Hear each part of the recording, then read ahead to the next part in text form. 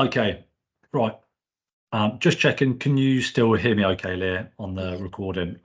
We know that just for the purpose of the recording, we know that in terms of the team session, the recording is now live. However, from Leah's side of the link, there is no camera or page share. So we're working on this as we go through. So Leah, this is a one-to-one professional discussion on records and document production, but also IT. But it's more to do with online, unlike the kind of document production and IT that we've gone through before. We know that we've looked at IT examples, i.e. what types of IT do you use within your business? So you use emails, you use kind of booking system, you use social media, that kind of thing. You also use digital IT, like phones for messages and calls and things like that as well. We're going to touch upon records and document production first. So in terms of records, whenever you get any emails or letters or anything like that, Leah, how do you store them? Is there a filing system? How do you store them online safely? So they are stored in a password protected folder, so only people with the password can access it for their protection. And we don't really get any letters, but if we do, they are stored in a filing cabinet, which is also locked at all times. Okay, excellent. And that's presumably, do you have you got like a filing system online on your email? Yes. Like for different customers, for example. So when you get an email through, you can just pop it into their file and pretty much they're organized into like fortnightly or weekly cleans, so we can find them easier. Okay, excellent. So that's the system that you've got in place. Yeah. Okay, cool. Right. So that kind of covers storing documents in a secure way.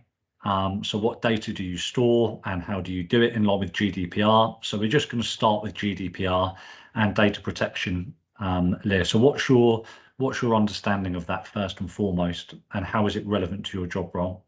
It's the protection of customers' emails, addresses, personal information, as well as the employees. Yeah. And it's just a way to protect them. Yeah, absolutely. So an example would be you can't take one of your customers' phone numbers or email addresses and put it on social media, for example. We need to follow these bits of legislation and relevant regulations in line with company policy as well. So that's going to be law and legislation. That's something you have to follow. So general data protection regulation and data protection, presumably you get training on that. Yeah, we do. When you first start, and you take people through. I know you're taking people through that with training, Leah, as well. So that's data protection law and rule of law for GDPR. So next we're going to look at online safety. Yeah. So how do we know how to be safe online? So there's things out there like Prevent, which might tell us, don't use the same password for all of our different accounts, which a lot of people do. There'll be things like Prevent and advice that you can get out there on looking for signs and identifying kind of radicalization and people being brainwashed online. You might even have something on it on your staff handbook, Leah, in terms of if I was to give you a scenario whereby if you get a member of staff start coming in saying they're watching this, this new person, this preacher on YouTube, and they're coming in and they're talking about some dodgy things, and they're thinking, you're thinking this doesn't sound normal for them. This doesn't sound like the kind of person they are, or the kind of thing that they would normally talk about. How would you address that? How would you escalate it if need be?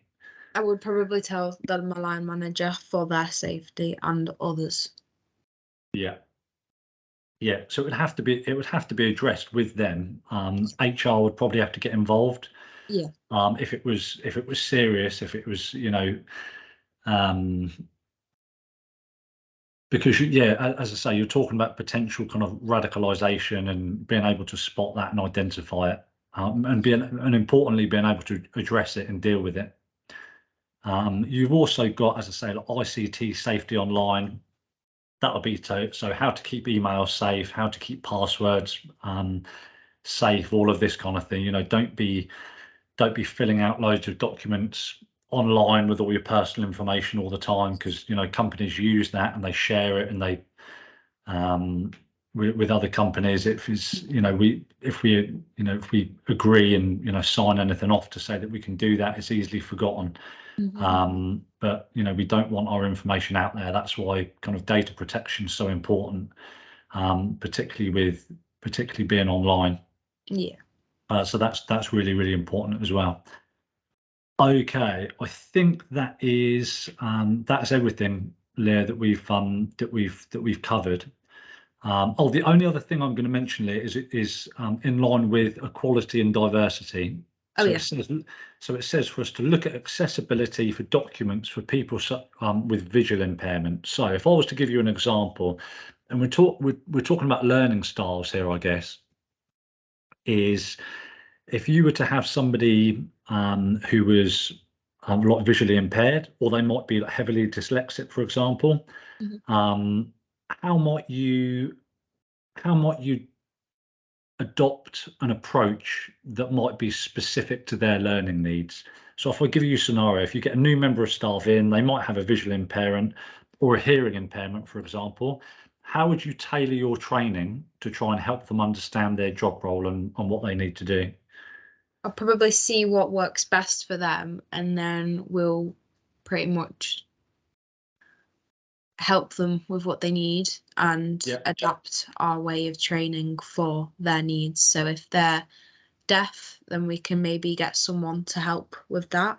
Yeah. Or if they're visually impaired, then we can do like voice calls instead of text messages and stuff. Excellent. Yeah, that's exactly it. So we're talking about accommodating their needs and your ability to remain flexible to the needs of the business, but also flexible to the needs of your staff as well. Yeah. And once you're building up more of a relationship with them, it helps you understand what motivates them and what their needs are. Yeah. So you can lead them and manage them more successfully. It's also really, really important from an equality and diversity perspective, and to make sure that your company is an inclusive company. Yeah. So you welcome diversity, and you're welcoming and very accepting of everybody's situations, backgrounds. You might well work with a range of different people, kind of different genders, different ages, different backgrounds, different religious beliefs, different cultural backgrounds as well. So the key is that we treat everybody fairly and with respect, and we create an inclusive environment. It's not just treating everybody the same, because not everybody might want to be treated the same. So you have to do it on that level.